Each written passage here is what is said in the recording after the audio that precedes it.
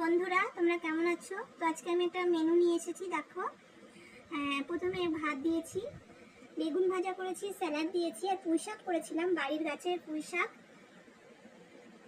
আর থোর করেছিলাম।